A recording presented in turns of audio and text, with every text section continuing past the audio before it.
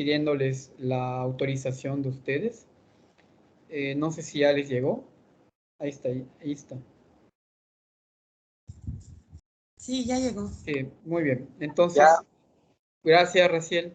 Les comparto mi pantalla.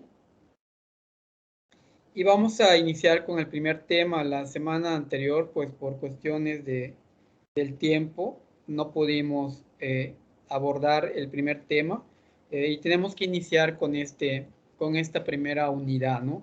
La importancia del territorio como espacio para el desarrollo de proyectos productivos. Inicio con esto hablando del territorio porque se me hace muy importante que analicemos desde este aspecto territorial las propuestas de proyecto que vamos a establecer, ¿no? O a proponer, ¿sí?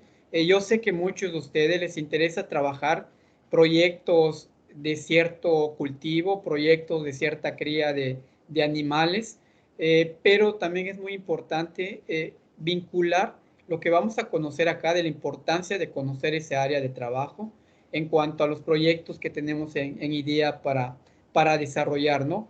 Y sobre todo porque al fin y al cabo, cuando ustedes ya estén trabajando, ya sean profesionistas, seguramente pues vamos a trabajar en alguna comunidad rural y seguramente también les vamos a encargar proyectos de desarrollo comunitario, ¿no? ¿Sí? Entonces es importante que nos situemos desde este punto y ya más adelante cuando estemos desarrollando el proyecto, si es un proyecto que va a ser financiado por un particular, por una empresa o por un banco, pues tal vez mucha de la información que vamos a generar pues nos puede servir para ese tipo de proyectos también, ¿no? Entonces, ¿cuál es la competencia de esta unidad? Nos dice que reconoce la importancia del territorio como un espacio estratégico para el desarrollo rural sostenible de proyectos de inversión, ¿no? Entonces, por eso la primera ADA consiste en conocer ese espacio donde voy a desarrollar ese trabajo. Y el conocer no solamente implica verlo desde afuera, ver desde afuera ese territorio y ver los recursos que tiene, ver desde nuestra propia visión los problemas que tendríamos que estar abordando, sino que es algo mucho más integral, ¿no? Tiene que ser más analizado a cierta profundidad, diferentes aspectos del territorio y que muchas veces no las consideramos en el análisis de ese territorio y esos proyectos pues se van al fracaso, ¿no? Porque no se hizo ese diagnóstico correcto o el reconocimiento de ese territorio como tal. Déjenme decirles que el diagnóstico de un territorio no es nada fácil, es muy complicado y depende también a qué nivel queremos llegar con ese diagnóstico, pues va a ser también la riqueza de esa información que vamos a obtener, ¿no? Podemos direccionar a un solo aspecto. Si nuestro proyecto, por ejemplo, es cultural, del desarrollo de cierto territorio de manera, proponiendo proyectos culturales, pues tal vez me interese mucho conocer este aspecto cultural, ¿no? Y no me interesa mucho conocer la riqueza biológica de ese lugar, los tipos de suelo de ese lugar, ¿no? ¿Sí? Entonces, vamos a ir conociendo esos aspectos. Los temas que vamos a ver es el territorio en la planeación de proyectos, instituciones de financiamiento de proyectos en el territorio. Eso también creo que hay un apartado que yo le solicité en este primer trabajo. Ya ubicándonos en la comunidad donde vamos a trabajar, es importante ver qué programas o qué fuentes de financiamiento están ubicadas en esa comunidad para trabajar, ya sea estatal, ya sea federal, o ya sea, por ejemplo, internacional, porque hay ONGs que están situadas en ciertas comunidades y que por sus características de la comunidad, pues pueden acceder a financiamiento internacional. Hay muchos recursos, por ejemplo, de Alemania, de la Unión Europea, de Canadá, de diferentes asociaciones civiles internacionales que financian proyectos de desarrollo de manera internacional en países que están en vías de desarrollo, ¿no? Entonces acá es ya plantear, ya me ubiqué en un territorio, conocer y ubicar qué proyectos se están llevando a cabo, o qué fuentes de financiamiento hay y cuáles son esos requisitos. Más adelante, el viernes que nos volvamos a ver, ya les voy a hablar de qué necesitamos saber en cuanto a las fuentes de financiamiento, ¿no? ¿Qué tenemos que investigar en cuanto a las fuentes de financiamiento? ¿Sí? Y finalmente, las herramientas metodológicas para el diagnóstico del territorio. Los que creo que llevaron una asignatura con José Castillo, que habla, no sé si es desarrollo rural o no recuerdo cómo se llama esta asignatura que ustedes llevan. Creo que, si no me equivoco, es obligatoria, en la cual Es manejan planificación para el desarrollo rural. planificación para el desarrollo rural, ¿no? Entonces, estas herramientas seguramente lo aplicaron en su momento cuando hicieron, no sé, alguna propuesta de proyecto, ¿sí? Entonces, vamos a retomarlas, vamos a ver nuevas metodologías de cómo podemos realizar este diagnóstico, y reforzar lo que ustedes ya aprendieron o vieron con el maestro José Castillo, ¿no? Para que nuestro proyecto pues parta de ese tengo ya el conocimiento del territorio, voy a hacer ya tengo a mi grupo con el cual voy a trabajar la propuesta de desarrollo, y con ese grupo comienzo a hacer el diagnóstico participativo del proyecto que se va a proponer, ¿no? Entonces, es el último punto que vamos a tratar en esta unidad. Entonces vamos a iniciar. Yo sé que ustedes tienen conocimiento, ya llevaron algunas asignaturas que tienen que ver con proyectos y que tienen que ver con análisis del territorio y con planificación de proyectos. Entonces, cuando hablamos de territorio, ¿a qué nos estamos refiriendo? ¿Qué definición estarían pensando ustedes para definir el territorio?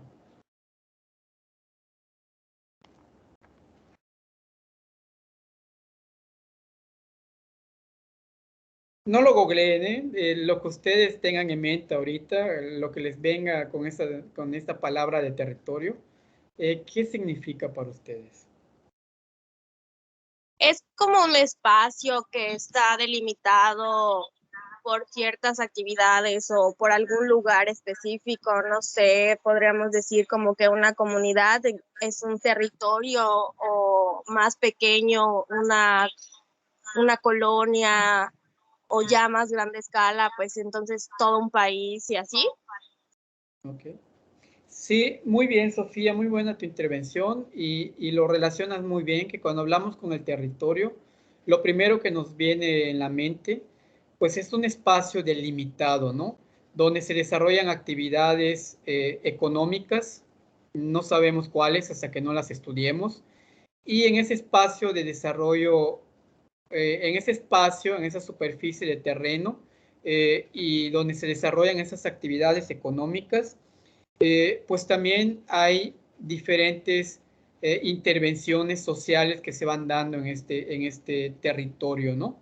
Y que también nos identifican. Por ejemplo, cuando yo digo, yo vengo del territorio maya, ¿no? Entonces a mí me da identidad ese territorio porque pertenezco a esa cultura, conozco sus prácticas de esa cultura, practico tal vez algunas actividades propias de mi cultura o hablo la lengua. Entonces me estoy identificando con ello, ¿no? O cuando digo vengo del territorio bravo del sur, ¿no? O vengo del territorio norte de Mérida, donde vive la gente con un alto nivel económico, ¿no? Entonces también sirve para dar identidad, ¿sí? El territorio.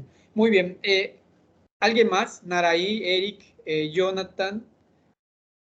Maestro, Sí, Jaciel. eh, bueno, para mi territorio me suena como a una extensión de suelo que pertenece a alguien o a una actividad.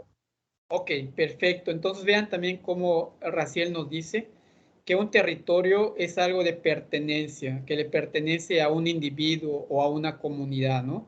Entonces, es decir, bueno, mi comunidad, que es la Hacienda Tebec, tiene un territorio, no sé, de 20,000 hectáreas cuadradas, ¿no? Pero mi territorio individual, mi territorio propio, el terreno que yo tengo allá, pues son 2 hectáreas. Ese es mi territorio de manera individual, ¿no? Entonces también da como propiedad de ese espacio que yo tengo, de ese espacio que a mí me corresponde de elegido, ¿sí? Muy bien, Raciel. ¿Algún aporte más? Pues el territorio también incluye todo lo que está dentro de él, incluso, por ejemplo, México, Sí. el mar, Ujú. cierta parte es territorio de él, o sea, todo lo que hay, los recursos, animales, fauna, flora, todo es parte del territorio. Muy bien, entonces acá Naraí ya relaciona de que un territorio, dependiendo de la extensión que se tenga, por ejemplo, ya está hablando de México como país, que tenemos un territorio amplio en cuanto a territorio terrestre, pero también tenemos un territorio marino y tenemos también un territorio aéreo, ¿no? Entonces es todo lo que está dentro de ese espacio, todos esos recursos que están dentro de ese espacio del territorio, ¿no? Muy bien, vamos a avanzar con la siguiente interrogante. ¿Cómo se imaginan ustedes o cuando vayan a hacer el estudio de un territorio, qué necesitan estudiar? ¿Cómo dividirían las grandes áreas para poder estudiar el territorio? Eh, Profe, me ha tocado leer algunos artículos y veo que en territorio, bueno, igual territorio puede determinarse quizás como la localización, como una localización, y pues he visto que dicen micro y macro localización del proyecto. Sí, No sé si tiene algo que ver con esta interrogante. sí tiene que ver Jonathan, ¿verdad? Sí, ¿Quién fue el que habló? profe. Soy ¿Quién? yo, Jonathan. Jonathan, muy bien, Jonathan. Jonathan. Sí, exactamente. Esto luego lo vamos a relacionar cuando ya estemos ubicando nuestro proyecto. Y ubiquemos el proyecto. Cuando nosotros describamos el proyecto, vamos a describir la macro localización de ese proyecto que corresponde al territorio donde va a estar ubicado, a la comunidad donde va a estar ubicado el proyecto, ¿no? Y para poder definir la macro localización de este proyecto, pues tenemos que tener un listado de bienes y servicios que nos van a favorecer para que ese proyecto pues esté ubicado en un lugar que le dé ventajas competitivas a ese proyecto, ¿no? Eso sería la macro localización o el territorio en extenso donde va a estar ubicado el proyecto. Y la microlocalización ya es el domicilio donde va a estar el lugar específico dentro de esa macrolocalización. Por ejemplo, decir en la comunidad de Muna, que viene siendo la macrolocalización, pero el proyecto va a estar ubicado en la calle, no sé, en el pozo número 5 de la unidad de riego de Uxmal, con ciertas características de esa área, ¿no? Entonces ya lo delimitamos más pequeño y ya tenemos ya el domicilio donde va a estar ubicado ese proyecto y por qué ahí también va a estar ubicado, ¿no? Eso lo vemos en la unidad 2, relacionando parte de ese territorio, ¿sí? Entonces, me interesa conocer los recursos macro y micro de esa área donde se va a establecer el proyecto. ¿Qué más necesito conocer para ese estudio del territorio?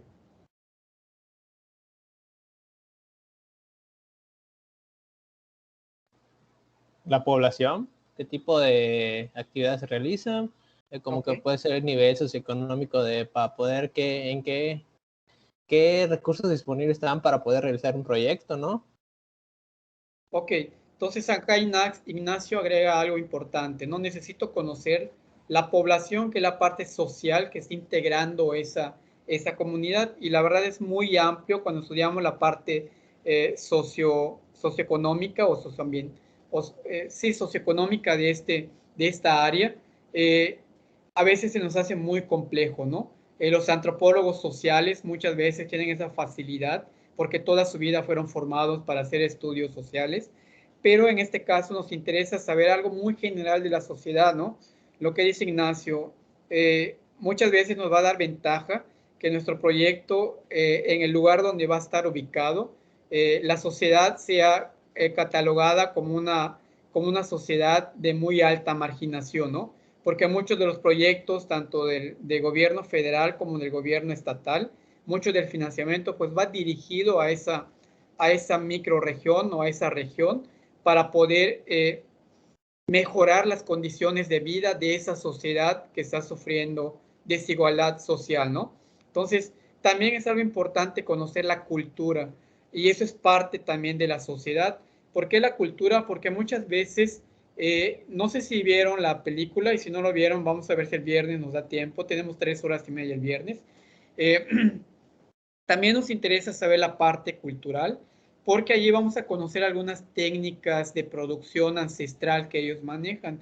Y muchas veces hacerles cambiar esas técnicas de producción por técnicas modernas que aprendimos en la universidad, no es la mejor opción, porque no va a haber una apropiación de esa tecnología o no va a haber una comprensión de todo ese proceso nuevo que le estamos incluyendo, ¿no?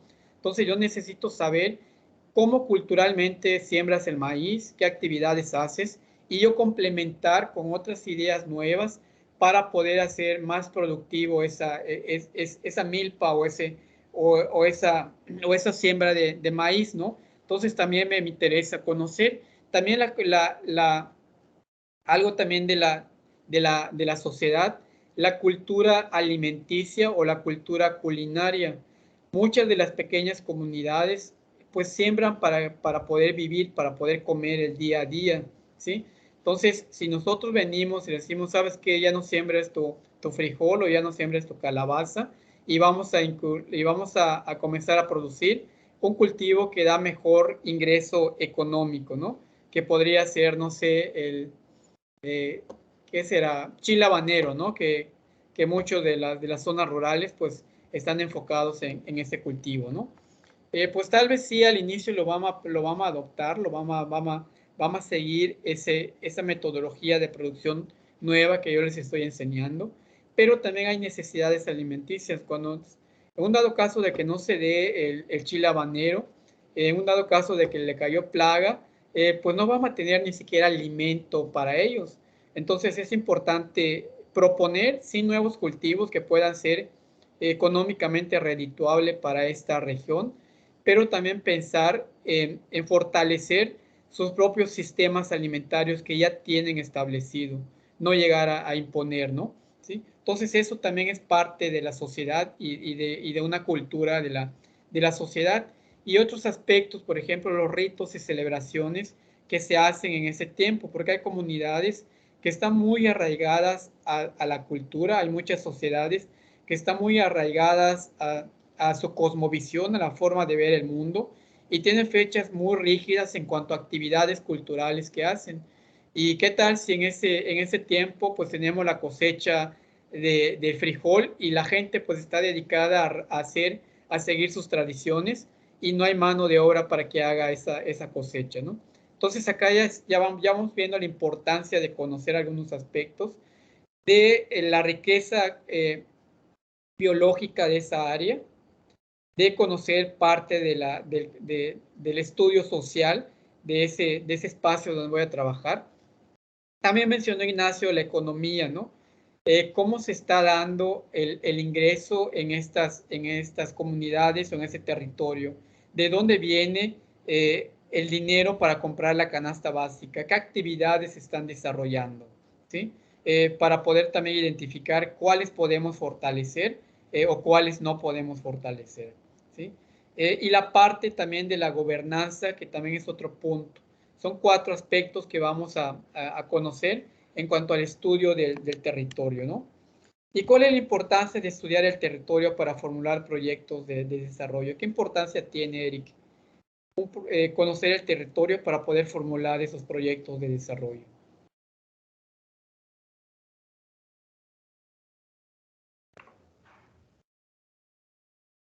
¿Estás por allá, Eric? Sí, nada más que no podía poner mi micrófono. A ver, ahí está. Pues hablando en cuestiones de contexto, un contexto social depende del territorio en donde se encuentre.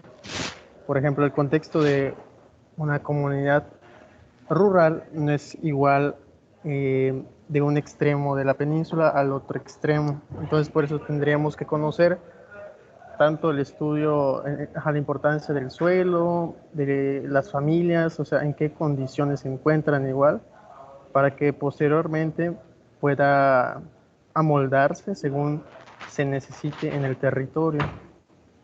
De hecho, quería comentar sobre el territorio igual de lo primero que comentaba, que el territorio igual en cuestiones locales o geográficas, pues se divide en cuestiones rurales, municipales, en zonas urbanas, por ejemplo, zonas de habitacionales. Por ejemplo, no podríamos poner un proyecto de producción en una zona habitacional, hablando en cuestiones aquí cerca de Yucatán, bueno, cerca de la ciudad, porque está dividido según el plano de crecimiento urbano y según el plano de crecimiento rural, a grosso modo. Entonces, Perfecto. eso igual quería agregar. Muy Sí. bien, Eric. Entonces acá radica esa importancia de conocer el territorio para poder formular esos proyectos de desarrollo, ¿no? Saber cómo está organizado, qué actividades sí, qué actividades no. Conocer la cultura, vincular también los recursos que se tiene para generar recursos económicos y qué normativas y reglamentos o normas de uso común existen. Y algo muy importante, la inquietud de los individuos o del grupo que va a estar en el proyecto que voy a proponer, ¿no? La identidad, es sentirse identificados con ese proyecto para que ellos mismos se apropien de ese proyecto. ¿Qué es lo que ha pasado en los últimos años? Vienen técnicos de fuera o vienen programas de gobierno, solamente conocen la parte social o la parte de riqueza territorial, y no llegan más a fondo a estudiar ese territorio, a consultar a la gente de la comunidad, y por ende, pues muchos de esos proyectos fracasan, ¿no? Vemos los proyectos de, por ejemplo, de los invernaderos que se financió en los años 90, que es una tecnología muy cara y también puede ser una tecnología muy buena para incrementar la producción en algunas zonas, ¿no? Pero pues no se desarrolló el proyecto como tal, no se le consultó a la gente, no se le dio seguimiento a ese proyecto y asesoría, sino que se dio al campesino el invernadero, toma, así lo vas a trabajar como está en el proyecto, y ya, ¿no? Y aparte, pues no está adecuada para la zona en la cual estamos viviendo. Sabemos que pues Yucatán es una zona muy caliente y los invernaderos fueron hechos para zonas frías, para obtener cultivos tropicales en zonas frías, ¿sí? Entonces, ¿qué es lo que pasa en temporada de seca, de temperaturas altas? En el mes de marzo, de abril, todo este periodo de verano, cuando las temperaturas llegan a 40 grados centígrados, pues el invernadero se vuelve un horno, ¿no? Y prácticamente no se puede cultivar nada. Entonces, y el campesino pues no lo va adaptando, no se apropia de esa tecnología por lo mismo de no haberlo tomado en cuenta para poder diseñar y formular ese proyecto, ¿no? Ahora, ¿qué es lo que pasa con los proyectos de Casa Sombra? Vemos que ahora son los que mayor éxito han tenido porque se hicieron ajustes a ese invernadero para extraer la cantidad de temperatura, del excedente de temperatura que hay en temporadas de verano, en temporada de sequía, y poder cultivar allá, ¿no? Entonces ya no tiene un techo de plástico el invernadero, sino que tiene una malla sombra para bajar la temperatura en ciertos cultivos, ¿no? Y la gente pues todo el año puede cultivar y puede seguir produciendo sus alimentos. Entonces esa es la causa cuando no conocemos y no estudiamos el territorio, de proponer proyectos que nosotros consideramos y por lo que dicen los estudios y por el éxito que ha tenido un proyecto de producción en otra región y la queremos adaptar aquí, pues muchas veces no es posible, ¿no? Y por eso es que fracasan muchos proyectos, ¿sí? Entonces, un poco de contextualización dice que para construir un proyecto de desarrollo, no solo es cuestión de caracterizar los elementos biofísicos, socioculturales o económicos que conforman un territorio, ¿sí? No solamente es buscar esa información, ahorita en esta etapa en la cual el trabajo que se va a desarrollar, pues es buscar información en fuentes secundarias y si pueden con fuentes primarias también, pero cuando estemos trabajando el diagnóstico rural participativo, vamos a ver que también es muy importante tomar en cuenta la opinión de la gente, ¿no? Porque esta gente tiene cultura, tiene valores, tiene cosmovisión, tiene forma de pensar, tiene habilidades, tiene debilidades también, y es muy importante tomarlos en cuenta para poder desarrollar un proyecto que en verdad esa comunidad se pueda apropiar de ellos, de ello, que se siente identificado con ese proyecto y al sentirse identificado un grupo social con un proyecto, tengan por seguro de que va a ser un proyecto exitoso, bueno, siempre y cuando pues estén las condiciones ambientales y también de asesoría técnica del ingeniero, del agroecólogo, del biólogo, que va a desarrollar esos procesos de desarrollo, ¿no? Entonces, sí, investigamos la parte biofísica, la parte sociocultural y la parte económica y de gobernanza, pero también tenemos que conocer a la comunidad que lo integra, ¿no? Al grupo social con la cual voy a trabajar y voy a desarrollar ese proyecto, ¿sí? ¿Qué conocimientos tienen? ¿Qué valores tienen? ¿Qué aptitudes tienen? ¿Qué debilidades tienen? Y con base a eso, comenzar a desarrollar un proyecto integral que pueda ser, en la cual se puedan apropiar y se identifiquen con ese proyecto, ¿no? Desafortunadamente, y muchos proyectos de gobierno municipal, de gobierno estatal, en los 3 niveles, pues vamos a ver que el diagnóstico rural participativo, pues no se lleva a cabo, no solamente se ve qué riqueza hay, cuáles son los rasgos culturales de esta región, y con base a eso se proponen y se formulan diferentes programas de desarrollo territorial o diferentes proyectos de esta zona, ¿no? Entonces, venimos gente de fuera, analizamos el territorio y ya proponemos las diferentes alternativas de proyecto que podrían estar ahí, ¿no? Y consideramos el territorio como algo homogéneo, como lo que comentaba Eric, ¿no? De que no todo es igual. En macro, micro, siempre va a haber cambios en cuanto a estructura de ese territorio, ¿no? Entonces, y también de voluntades y no generan procesos para que las personas que habitan el territorio tomen control en el diseño, la formulación y la gestión del proyecto. Entonces aquí les estoy dando a entender de que el proyecto no solamente nace de lo que el técnico vio o lo que percibimos en ese primer acercamiento del territorio, sino que en el diseño del proyecto, desde lo que es el diagnóstico, tiene que ser participativo, ¿no? Voy, recojo la información, hago mis grupos de trabajo, voy recabando información que me va a ser útil para el proyecto, pero también cuando yo tenga ese análisis, que yo tenga los problemas que habría que enfrentar con algún proyecto, pues regresar esa información, analizarla en conjunto con el grupo con el cual yo voy a trabajar y a partir de ahí comenzar a diseñar el proyecto, ¿no? Identificar qué problemas primeros que son prioritarios para ese grupo social, ese territorio o esa comunidad o ese individuo, ¿no? Analizar cuáles son los principales problemas y con ellos mismos no decirles, bueno, tienes este problema de, no sé, de plaga en tu cultivo, pues aplica este producto, ¿no? Sino que ellos también tienen conocimiento, cómo lo has manejado este problema de plagas, ¿sí? ¿Qué conocimiento tienes? Y complementar con lo que ustedes traen y así se va armando un proyecto de interacción social con esa comunidad, ¿no? Entonces viene el diseño, viene la formulación en la cual se ejecuta ese proyecto, se le da seguimiento a esas actividades y finalmente se gestiona también los recursos económicos para poder echar a andar ese proyecto, ¿no? Y algo muy importante también, la evaluación. Recuerden que todo proyecto tiene un inicio y tiene un final. No podemos estar más de 10 años trabajando mismo proyecto en una comunidad.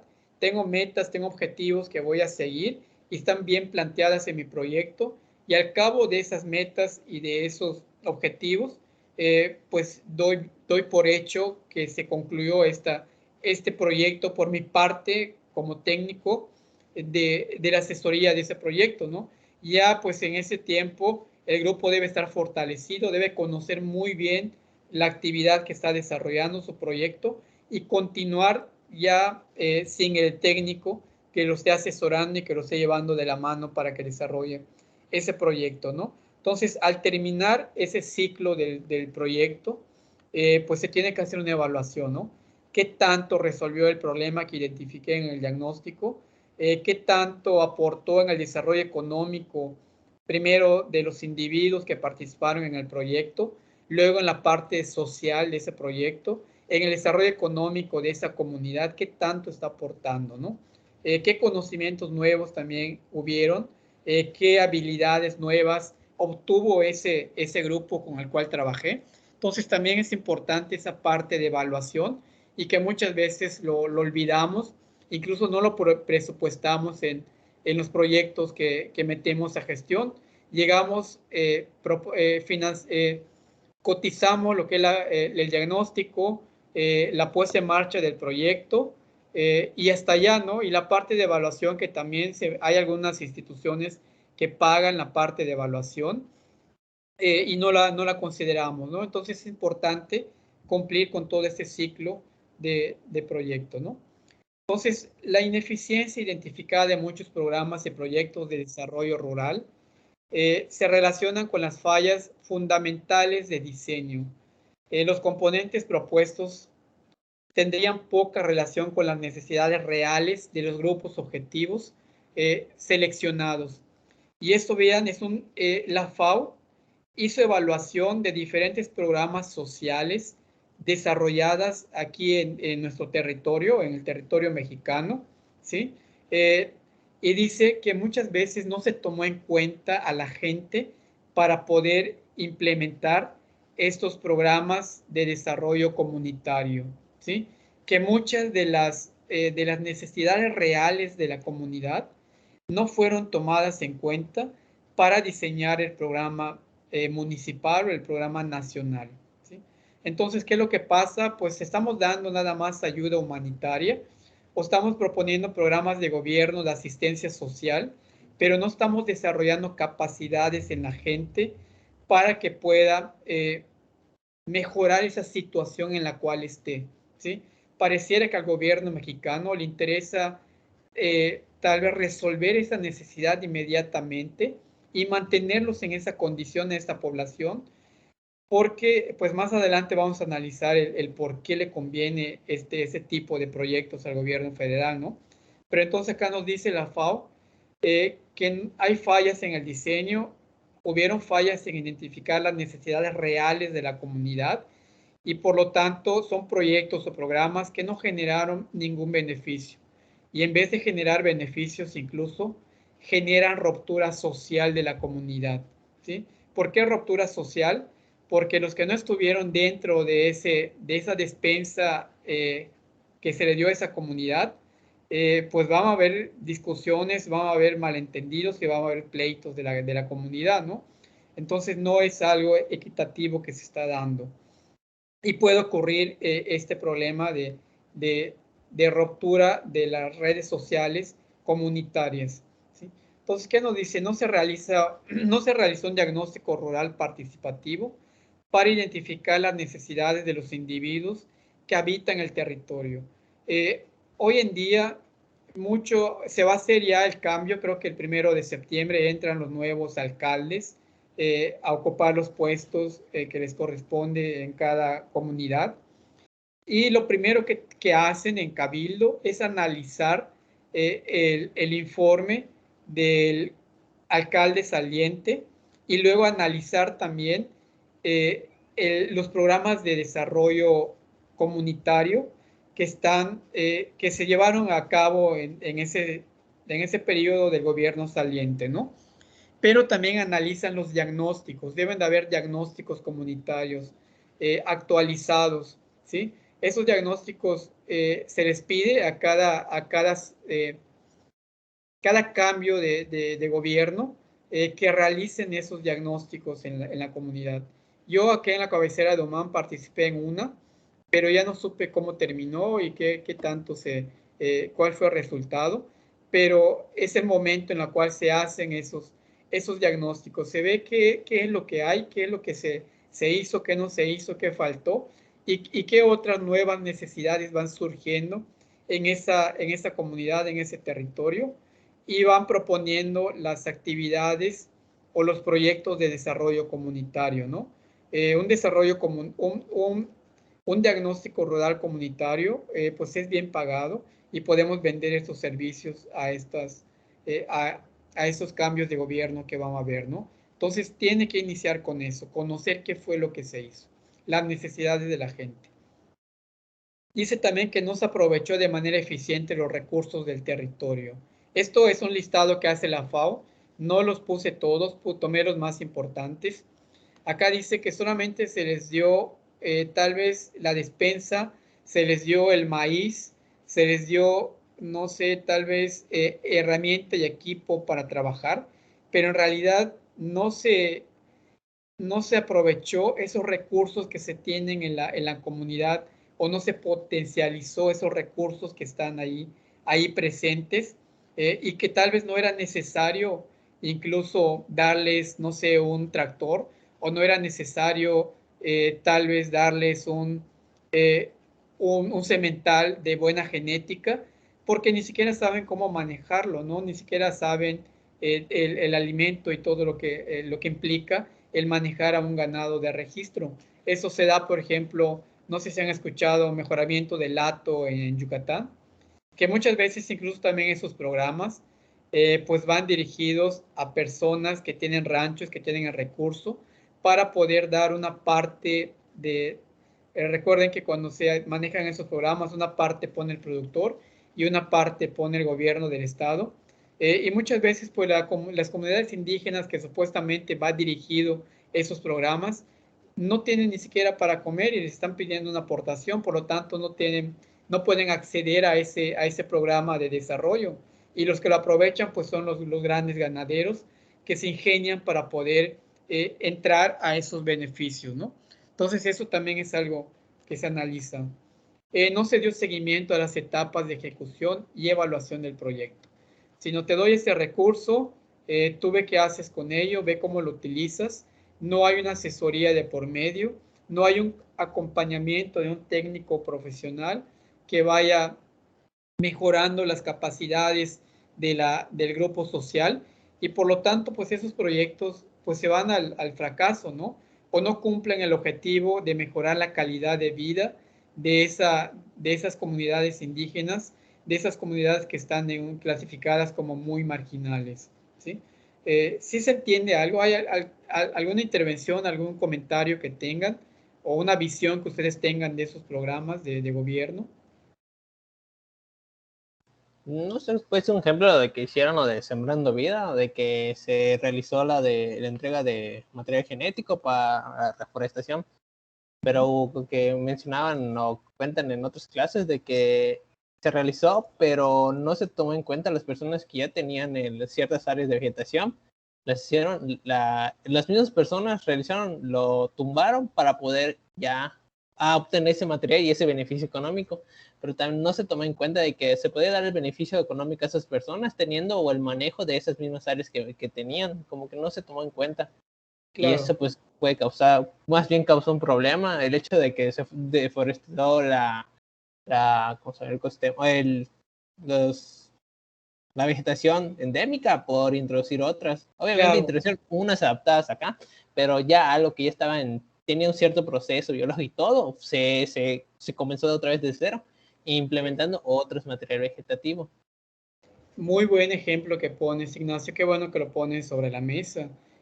Muchas veces nosotros metemos variedades genéticas mejoradas, metemos especies de otra región, eh, con ese afán de mejorar el sistema productivo, ¿no? Pero muchas veces no hacemos estudios de ecología de las especies, no conocemos la visión del campesino, de cómo lo va a manejar, todo el proceso que implica, porque, por ejemplo, un material genético nuevo, sobre todo si es creado en laboratorio, pues requieren un paquete tecnológico integral. No lo voy a sembrar en temporal como la milpa maya, sino que necesita riego, necesita fertilizantes, necesita pesticidas. Y muchas veces el campesino no tiene ese recurso. Se le da la semilla mejorada, pero no se le da esa asistencia y el complemento para que pueda obtener esos recursos o esos rendimientos propias de esa variedad genética mejorada, ¿no? Y es lo que vemos, por ejemplo, ahora no sé, se habla mucho, incluso en la propia facultad, de esas variedades que mejoran la calidad del suelo, la mucuna y otras especies, por ejemplo, de leucaena que traemos de otras partes del mundo y las introducimos aquí y que muchas veces se salen de control porque son especies que no tienen enemigos naturales acá, que se adaptan muy bien a las condiciones climáticas y pues empiezan a invadir áreas endémicas de la vegetación, ¿sí? ¿Y qué sucede? Pues van desplazando a la vegetación nativa. Yo conozco varios proyectos de mucuna que se establecieron en diferentes milpas para mejorar el tipo el suelo, y esos proyectos pues ahí quedaron, ¿no? En realidad ni se evaluó si fijó el nitrógeno adecuado, si mejoró las condiciones físicas y químicas del suelo, pero si está allá en la milpa o está en la milpa aledaña y está invadiendo caminos. Acá por Sucacab la mucuna se ha salido de control. En Sucacab hay una zona de sabana, eh, y esta sabana ya está inundada de mucuna, la vemos en la vegetación, asfixiando especies que la va matando. Y en temporada de seca, pues se vuelve un peligro porque la materia orgánica que generan, pues provoca incendios forestales, ¿no? Lo mismo pasó con el NIN, no sé si la maestra, si cuando llevaron, creo que llevan agroforestería con la maestra Patricia y con la maestra Rocío, se les pusieron el ejemplo de la mucuna, de que la mucuna viene de la India y la trajeron acá como una especie para extraer metabolitos secundarios y controlar diferentes plagas y enfermedades, aparte de sus propiedades nutrimentales. Pero vean ustedes, incluso la maestra Rocío que las tenía sembrado en el solar, pues ya la quitó porque cuando dan fruto o cuando el pájaro viene y se come la semilla, la distribuye y son semillas muy viables, de tal forma que enseguida ocupan un área extensa y van desplazando las especies, ¿no? Entonces, ¿por qué no trabajamos con las especies nativas que se tienen acá? El milpero tiene ese conocimiento, ¿no? Sabe, bueno, ahora lo sabe, de que al combinar maíz con frijol que él consume, que coseche, que le sirve para su canasta básica, y aparte pues le sirve como mejorador de suelo, pues siempre lo va a estar integrando. Tú dale una semilla de hip, dale una semilla de espelón, dale una variedad de frijol local, lo va a sembrar, ¿no? Y va a darle ese manejo apropiado. Pero si le das una mucuna, pues va a decir, bueno, ¿y la mucuna se come? No, no se come. La mucuna lo puedo utilizar para forraje para ganado, sí, pero tienes que darle un manejo porque puede ser tóxico, ¿no? Entonces no hay esa apropiación, no se está trabajando con los recursos naturales que se tienen, ¿sí? Muy bien, vamos a continuar. Y acá vemos diferentes programas, ¿no? Vemos, por ejemplo, esta de semillas mejoradas de híbrido. Acá vean, por ejemplo, es una zona de Cancabal, un suelo que es muy rico en fierro, pero en temporada de sequía ese suelo pues no tiene casi nada de nutrientes, ¿no? Se seca muy pronto, no tiene materia orgánica, por lo tanto se seca demasiado rápido, incluso se agrieta, ese suelo se agrieta. Y si metemos una variedad mejorada en la cual necesita que el suelo tenga bastante materia orgánica, tenga la humedad necesaria para poder cultivarse, y acá pues no tiene ni siquiera sistema de riego, ¿no? Depende del temporal. Entonces vemos la foto de la entrega de esas semillas. Muy pocas veces el campesino lo siembra, solamente porque sabe las condiciones, conoce su territorio, conoce su situación en la cual está, pues lo agarra y muchas veces le sirve para alimentar sus animalitos de traspatio, ¿no? Otros pues siembran una hectárea, 2 hectáreas, pero siembran también su maíz local, ¿no? Las variedades locales de la milpa, porque saben que esas variedades están adaptadas a estas condiciones que otorgan los recursos naturales propias de esta región, ¿no? Aguantan la sequía, se pueden adaptar a suelos muy secos. Esta, pues no, y si no tengo un sistema de riego, no me va a dar. Si no tengo un fertilizante, pues tampoco. Y si no tengo un paquete de manejo integrado de plagas, pues mucho menos voy a obtener cosecha, ¿no? Entonces, por eso siembran esas variedades. Y esos proyectos, pues sirven, se pagan. A los que benefician son las empresas transnacionales que venden estas semillas, que no quiero decir que sean malas. Tal vez si el productor tiene esas condiciones, podría ser altamente productiva, ¿no? Pues ellos reciben el beneficio económico porque el gobierno compra toneladas para repartir en las comunidades indígenas y ellas son los que se llevan el dinero, ¿no? Cuando pues esas variedades locales se pueden promover, se pueden proponer técnicos que le den un manejo integral a esas variedades para obtener mayor rendimiento y no tirar el dinero de esta forma, ¿no? El dinero propio de nosotros, todos los que pagamos impuestos, pues vienen allá esos recursos, ¿no? Lo vemos ahora con los programas de peso a peso. Ahora con la justificación diciendo para que el campesino haga uso bien de esas herramientas, pues también tiene que aportar una parte, ¿no? El gobierno les va a dar el 50% y el productor pues va a dar el otro 50%, ¿no? ¿Qué insumos se va a mandar? Hay un catálogo de lista de lo que se requiere. Y a mí me tocó ver a algunos campesinos que llevan y decían, bueno, yo necesito semilla de maíz local, ¿no? Y no hay, solo hay semillas híbridas, ¿sí? O necesito coas para limpiar mi terreno y no hay, solamente hay desbrozadoras. Entonces los insumos o las técnicas que utiliza la población, pues no están siendo disponibles para esta población, ¿no?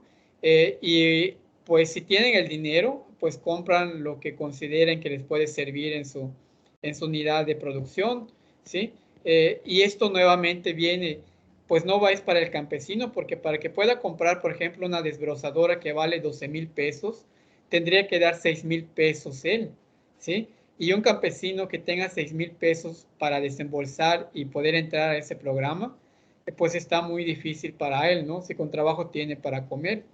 Entonces vemos que llegan gente de ranchos, ¿cómo se llama?, de unidades de producción con mucho dinero, con mucho recurso, y son los que entran en este programa.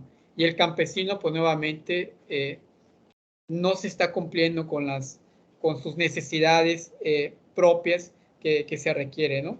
Y lo mismo, ya hablamos del hato, ¿no? Que dice, sí, vamos a mejorar la genética del hato en Yucatán, y va a ir para pequeños ganaderos que tengan menos de 10 cabezas de ganado, que tengan ciertos potreros en ciertas condiciones, que tengan riego, y el animal pues vale 30,000 pesos, ¿no? ¿Cuánto vas a dar? Vas a dar 15,000 pesos. ¿Tienes el dinero? No, no lo tengo. Entonces, que cuando los ganaderos de Tizimín, esas grandes extensiones de rancho con ganado mejorado, con ganado de registro, pues son los que adquieren aquí, ¿no? Y está disfrazado ese programa porque están cubriendo favores solamente de esas empresas y ellos pueden acceder a esos recursos, ¿sí? O con los huertos de traspatio que se financió sistema de riego, algunas semillas, algunos insumos, y que muchos de esas semillas ahora pues ya voltearon a ver de que pues hay especies que en la dieta maya no se consumen, ¿no? Por ejemplo, la selga. No quiere decir que sea mala la selga para cultivar, sino pues no está en la cultura culinaria de esa comunidad. Entonces, si es un proyecto integral y sé que es una especie que puede mejorar la dieta alimentaria y los nutrientes que requiere un individuo, pues tengo que integrar, por ejemplo, pláticas que tengan que ver con esas variedades nuevas que estoy proponiendo, pero también ver cuáles son las que tengo acá. Por ejemplo, la espinaca, que muchas veces no la consumimos acá y que en los programas de traspatio se propone cultivar espinaca. ¿por qué no propone cultivar la chaya que tiene los mismos recursos que la espinaca, ¿no? Entonces, esos recursos que tenemos acá, esa evaluación de especies que hay, pues no la estamos aprovechando y estamos metiendo nuevos cultivos en otras especies y que pues sí, lo siembran un ciclo, pero pues no me gusta comerlo, no me gusta el sabor, puede ser muy nutritiva, pero pues no sé cómo cocinarla. Incluso la selga en la cultura maya pues no saben cómo cocinarla, ¿no? En poblaciones muy marginadas. Entonces pues lo siembran, pero pues no la consumen y está ahí solamente. Entonces acá nuevamente cómo está desligado esos programas sociales en cuanto a las necesidades reales de la comunidad, en cuanto al aprovechamiento de esos recursos que se tienen, ¿sí? ¿Vamos bien hasta acá? Sí, profe, yo quería comentar algo que Adelante, vi Sofía. a otra asignatura, que era algo muy relacionado con proyectos, ¿no? Pero esta vez ya se enfocaba más como a proyectos de impacto ambiental, cuando se quiere hacer algún tipo de programa como para favorecer a la ciudadanía, no sé, construir algún edificio o algo en particular, ¿no? Que el maestro nos estaba comentando que muchas veces agarran las personas que están a cargo de hacer estos proyectos de impacto ambiental para ver si es bueno llevar a cabo la construcción o lo que quieran hacer, que agarran otros formatos y simplemente como que los medio adaptan y ni siquiera se preocupan por realizar uno correspondiente al territorio, en este caso, no al lugar donde se vaya a establecer. Entonces, pues yo siento que muchas veces esto pasa, ¿no? Ya que estamos hablando de que incluyen otras variedades, que sí es cierto, sí se podrían como que tomar, pero también iría como a la par tener más a fondo ese estudio social o cultural de qué es lo que se utiliza, qué es lo que consumen las familias. Y entonces, si se quiere proponer algo nuevo, pues entonces tendríamos que también dar una propuesta de cómo consumirlo, ¿no? O cómo incluirlo a la gastronomía. Y no Exactamente. sé, yo siento que eso es lo que pasa, que hacen como que o sea, proponen cosas muy generalistas y pues no pueden proponer lo mismo en el sur que en el norte, ¿no? Claro. Y eso es lo que no se toma en cuenta. Bueno, Sí, eso era lo que quería comentar. claro, y en la planeación estratégica pues no incluyen esos talleres de sensibilización, ¿no? ¿Por qué consumir acelga o cómo lo puedo preparar? Sino que solamente está ya esa variedad y se le dice que es muy rica en hierro y en vitaminas, pero no hay un taller en la cual se dé más información de esa especie, ¿no? Con datos tal vez que respalden la importancia de consumir la selga, el procesamiento de la misma, qué uso le puedo dar, pues no está, ¿no? Solamente se propone y allá queda, como dice, de manera muy general, sin acompañamiento y sin seguimiento de esa planeación estratégica que se tiene, ¿no? Y si analizamos más a fondo, nos dicen que los proyectos de desarrollo social o proyectos asistencialistas, acá hay un error, asistencialistas como se les llama, dicen proyectos con objetivos predefinidos sin considerar las características del territorio y de la población, ¿no? Esto ya lo dijimos. Es lo que ve el gobierno entrante, las necesidades que están, no analiza el diagnóstico, no analiza los programas de desarrollo territorial y propone nada más programas que han funcionado en ciertas regiones y y no se le da seguimiento constante. Entonces, no fueron bien diseñados y planeados y la planeación estratégica no era clara, ¿no? Incluso hay proyectos que ni siquiera los objetivos están bien definidos, ni siquiera las metas están bien definidas. Por ejemplo, al terminar el proyecto, se habrá, no sé, capacitado al 50% de los productores en la elaboración de composta, ¿no? Algo tan sencillo y tan simple que es muy importante establecer las metas para que al final pues tú tengas herramientas para poder evaluar y decir si ese proyecto en realidad trajo algo nuevo o aportó en el desarrollo comunitario, en la capacidad o en la habilidad del campesino, Entonces, si no tienes esas metas, pues lógicamente que no vas a poder evaluar tu proyecto. Y al no evaluarlo, pues no sabes qué tanto impacto tuvo en lo económico, en lo social, o en lo ecológico, en lo cultural, en lo que ustedes quieran, ¿no? Entonces no está bien planteada. Se resuelve el problema inmediato, pero no las causas que lo originan, ¿no? ¿Qué es lo que pasa ahora? Saben que estamos que Yucatán, en Yucatán está ubicada una población de extrema pobreza en todo el territorio mexicano. Se mapearon, identificaron que tanto en Chiapas, donde está la zona indígena maya, hay comunidades con muy alta marginación y extrema pobreza. Pues acá en Yucatán, esta comunidad de Tatsiu, donde hay muchas ONGs y muchos proyectos ejecutándose en ese entonces. Bueno, entonces esta localidad de Tatsiu, lo que hicieron, pues bueno, están desnutridos, no pueden comprar la canasta básica necesaria para su buena alimentación, y si uno no está alimentado, pues prácticamente no puede prestar atención en la escuela, no puede desarrollar esas habilidades que se pueden promover con algún proyecto. Entonces vamos a alimentarlos, ¿no? Y se dieron nada más canastas, creo que cada quincena o cada semana se les daba canastas, se les daba atún, se les daba arroz y otras especies que tampoco pues estaban, ni sabían cómo prepararla o cómo consumirla, ¿no? Y sí resolvieron el hambre tal vez en ese momento, pero pues ese programa en algún momento se va a retirar, y cuando ya no esté, pues no los enseñamos a producir o no aprendieron una habilidad, y sigue la población en la misma situación, ¿no? En realidad, mucho dinero se ha perdido ahí, y la población sigue con problemas de desnutrición, sigue con problemas de pobreza muy alta, y no se logró resolver nada de lo que las indicaciones nacionales se perseguían, ¿no?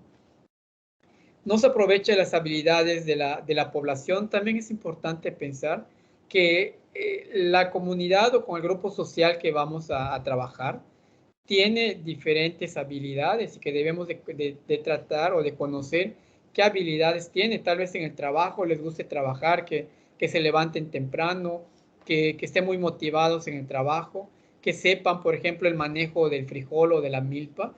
Son habilidades que ellos tienen, ¿no? Y que tenemos que aprovechar para el proyecto que tenemos. O cuando estamos en un grupo, muchas veces vemos y detectamos al líder de la comunidad, que es el que más habla, que es el que más participa, que es el que aporta la opinión de los demás, y que es el líder, pues nos puede también apoyar o nos puede también acompañar en algunos procesos de proyectos territoriales que se van a proponer, ¿no? Entonces, esto tenemos que identificarlo.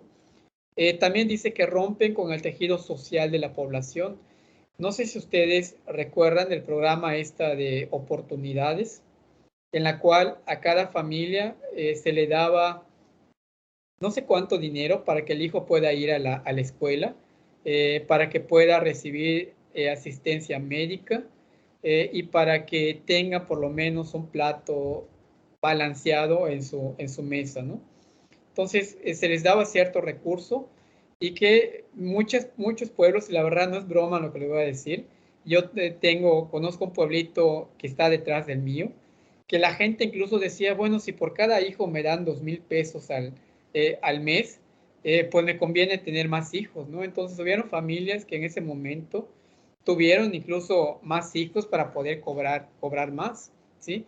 Para poder tener más ingresos económicos, porque el tener hijos, ese programa parecía que lo premiaba, que premiaba al tener hijos, y te daba más dinero por cada individuo que tú tenías, ¿no? Con cada integrante de tu familia que tú tienes. O con estos programas de mejoramiento de vivienda.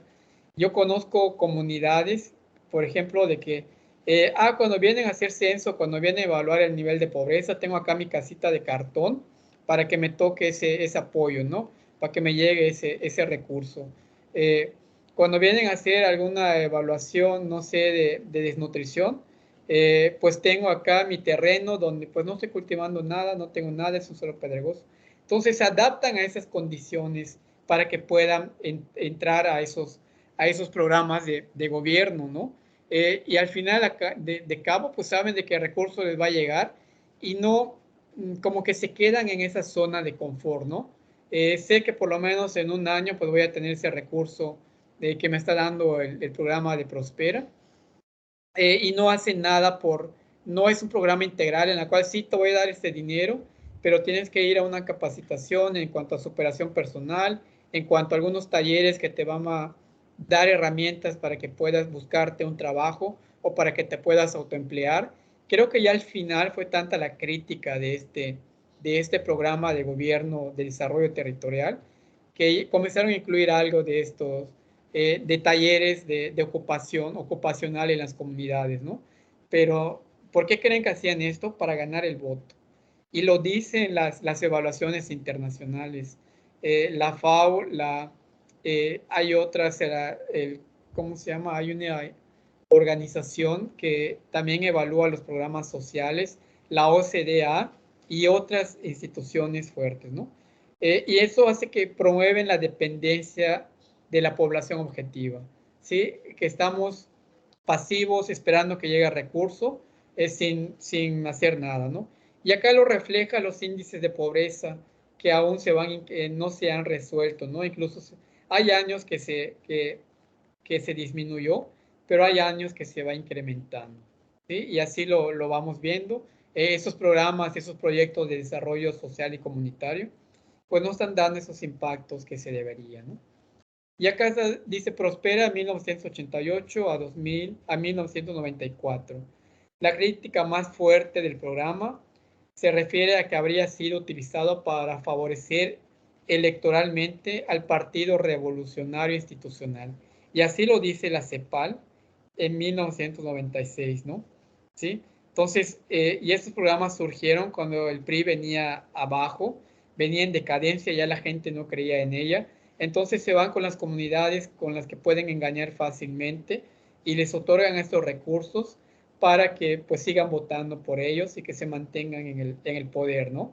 ¿Sí? Entonces, una población que no tiene educación, una población que no tiene visión a futuro, una población que no tiene habilidades para emplearse en alguna actividad económica, pues siempre va a ser manipulada por el gobierno, ¿sí? Y para eso los programas son creados para eso, ¿no? Y sigue la desigualdad y falta de criterios para la asignación de proyectos. Bueno, dicen por qué fue para favorecer al Partido Revolucionario Institucional. Dice que hubo desigualdad en la entrega de esos recursos a los beneficiarios, falta de criterios para asignar los apoyos, que muchas familias incluso que no lo necesitaban, pues les tocó, ¿no? Porque es mi vecino, es la persona que me promueve el voto en la comunidad, y aunque él no tenga necesidad, pues le tengo que dar su parte, ¿no? Y así van surgiendo muchas cosas. Cuando analizamos esto en comunidad, la verdad que sale cosas que incluso no pensamos que existieran, ¿no? Exclusión de las zonas rurales de mayor pobreza por falta de infraestructura educativa y de salud. Y cobro de cuotas importantes por servidores públicos cuando se supone que eran programas gratuitos, ¿sí?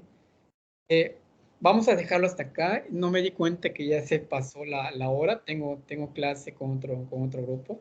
Sí, entonces continuamos, que concluimos este tema el viernes. Vean, por favor, bajen las instrucciones del ADA. Si tienen alguna duda, lo vamos aclarando el viernes. Y necesito que acá en el chat, antes de que se vayan, me pongan cómo están formadas las BINAS y si ya tienen definido la comunidad o el territorio donde vamos a trabajar.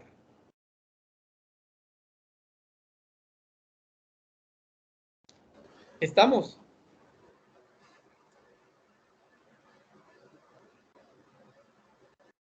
Contésteme, maestro. por favor.